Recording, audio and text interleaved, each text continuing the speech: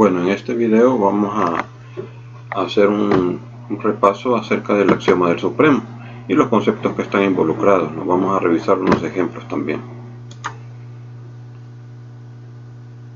En primer lugar, recordemos el concepto de cota superior e inferior y conjuntos acotados. Un conjunto acotado superiormente. Primero, si tenemos un conjunto A, decimos que es acotado superiormente si existe un real M tal que se cumple esta desigualdad aquí para todos los elementos del X del conjunto A. Es decir, si podemos encontrar este número M que es mayor o igual que todos los elementos del conjunto. Aquí. En esta definición, todos los elementos que estén a la derecha de M también son cotas superiores de A. Esa es la observación que aparece aquí. Ahora, la definición de acotado inferiormente es muy parecida. Un conjunto A es acotado inferiormente si existe un número real M, que le vamos a poner M minúscula, tal que se cumple esta desigualdad, que M es menor o igual que X, es decir, X está a la derecha de ese elemento, ¿no? Para cualquier elemento del conjunto A. Entonces, cualquier elemento que esté a la izquierda de M también es una cota inferior de A.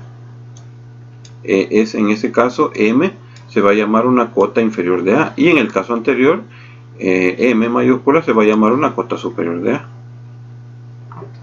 Si un conjunto está acotado superiormente e inferiormente, ese conjunto se dice acotado, así en general. Por ejemplo, veamos algunos casos particulares. Si tenemos el intervalo de menos infinito a 5, este intervalo es acotado superiormente. Una cota superior es 5 y el conjunto de las cotas superiores es de 5 al infinito, incluido el 5. Aquí. Todos los que están a la derecha de 5, incluidos el 5. Ahora, no hay cotas superiores que sean menores que 5, ¿no? Porque no cumplen con la definición. Así. Ahora, otra cosa es que el intervalo no es acotado inferiormente, porque si tenemos un número menor que 5, una cota inferior para M sería M-1. Pero M-1 está en A y por lo tanto no cumple la definición de ser una cota inferior. Ahora, si tenemos un intervalo cerrado, la cosa es distinta. El intervalo de menos 1 a 3, por ejemplo, este intervalo es acotado superiormente e inferiormente.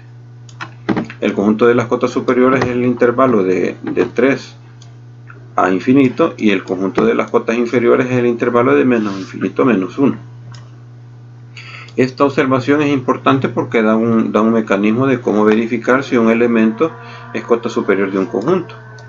Así, dice así, ¿no? Una forma de demostrar que un número real C es una cota superior para un conjunto A es probar que ningún número real a la derecha de C está en A.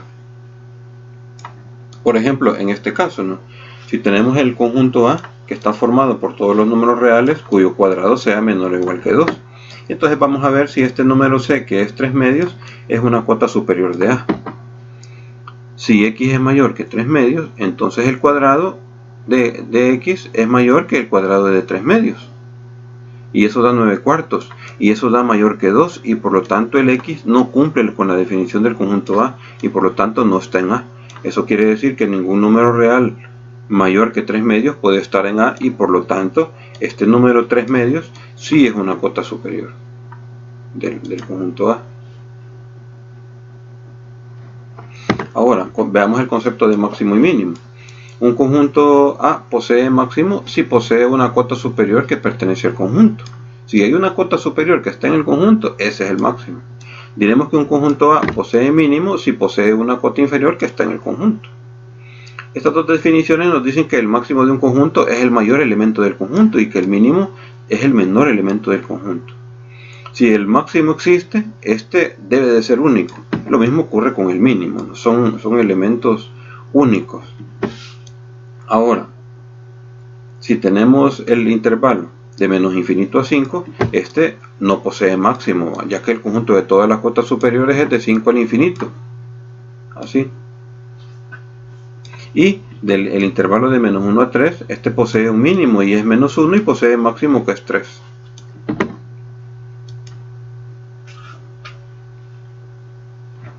Ahora veamos el concepto de supremo e ínfimo.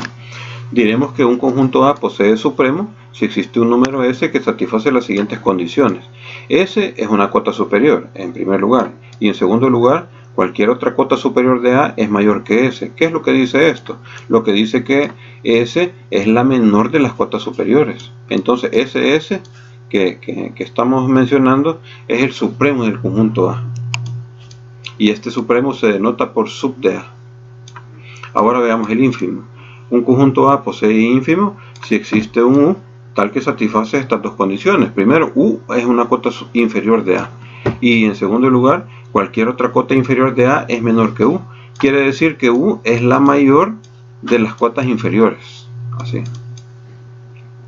El ínfimo de A se denota por inf de A. Por ejemplo, si tenemos el conjunto de menos infinito a 5, tiene como supremo el valor de 5, aunque no esté en A. Porque el 5 es una cota superior del conjunto y cualquier otra cota superior de A es mayor que 5. Y por otra parte no tiene ínfimo porque no está acotado inferiormente. En cambio el conjunto cerrado de menos 1 a 3 está acotado superiormente e inferiormente. Y tiene a menos 1 como ínfimo y a 3 como el supremo, que en este caso coincide con el mínimo y el máximo.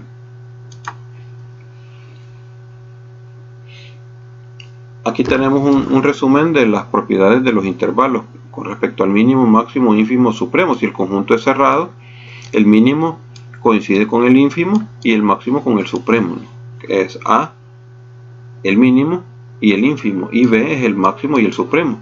Ahora, si el intervalo está abierto, el mínimo no existe ni el máximo, pero si hay ínfimo que es A y el supremo que es B.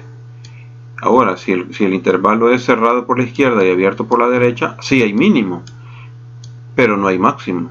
Pero ínfimo y supremo sí hay. Y lo mismo pasa por la derecha si es cerrado. No hay mínimo, hay máximo, y hay ínfimo y hay supremo. Aquí. De menos infinito a B no hay mínimo, hay máximo, no hay ínfimo y sí hay supremo. Y en el resto es muy parecido. En el de menos infinito hasta B, con B abierto, no hay ni mínimo, ni máximo, ni ínfimo, pero sí hay un supremo. Y el otro es análogo.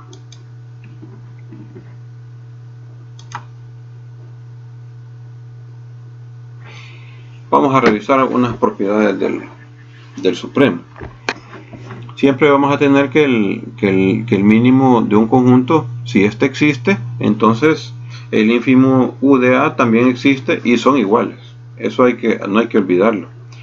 Esto es porque el mínimo M es una cota inferior de A y por la definición del ínfimo tendremos que M es menor que U.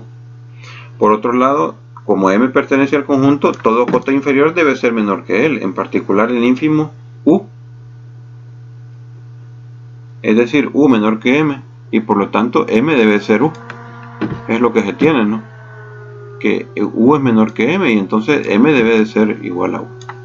Lo mismo se tendrá para el supremo. El supremo coincide con el máximo cuando hay máximo en el conjunto, igual que en el mínimo y el ínfimo. Ahora veamos algunas propiedades. Esta propiedad, supongamos que definimos el conjunto A más B como el conjunto de elementos que tienen esta forma. Son de la forma X más Y, con X que está en A y Y que está en B. Y el producto de los conjuntos es X por Y, con X en A y Y en B. Cualquier elemento de esta forma va a estar en el producto, o en la suma aquí, ¿no? Si es sumado sumando elementos, ¿no? Ahora, veamos por ejemplo que el supremo de A más B es igual al supremo de A más el supremo de B. Vamos a revisar las dos desigualdades, que el supremo de A más B es menor o igual que el supremo de A más el supremo de B, y al revés también, ¿no? Que el supremo de A más B es mayor o igual que el supremo de A más el supremo de B. Solo vamos a verificar una porque la otra es muy parecida. Primero, vamos a ver que el supremo de A más B es menor o igual que el supremo de A más el supremo de B. Un elemento de A más B se escribe como X más Y, por la definición. Y este es menor que el supremo de A más el supremo de B, porque X es menor o igual que el supremo de A por definición del supremo, y Y es menor o igual que el supremo de B por definición, y entonces podemos sumar X más Y es menor o igual que el supremo de A más el supremo de B, y por lo tanto el supremo de A más el supremo de B es una cota superior del conjunto A más B, porque eso se cumple para todo X más Y que está en A. Entonces el supremo A más B debe de ser menor que el supremo de A más el supremo de B, y por lo tanto tenemos la primera desigualdad. Ahora vamos a probar la otra desigualdad. Sabemos que para todo X en A y Y en B, X más Y es menor o igual que el supremo de A más B por la definición del supremo de A más B. Es decir, que para todo X en A se tiene que X es menor o igual que el supremo de A más B menos Y, al pasar a restar aquí de esta desigualdad. Lo que equivale a decir que para todo Y en B se tiene que el número real supremo de A más B es menos Y, es una cota superior de A. Y entonces para todo Y que pertenece a B se tiene que el supremo de A es menor o igual que el supremo de A más B menos Y. Como esto se cumple para todo Y en B, entonces se tiene que esta desigualdad es válida. Y es menor o igual que el supremo de A más B menos el supremo de A. Ahora, como el supremo, podemos deducir que el supremo de B es menor o igual que el supremo de A más B menos el supremo de A, de esta afirmación de aquí, porque se cumple para todos los elementos de B, entonces el supremo de B es menor o igual que el supremo de A más B menos el supremo de A, y con eso ya se tiene la otra desigualdad al pasar a restar aquí.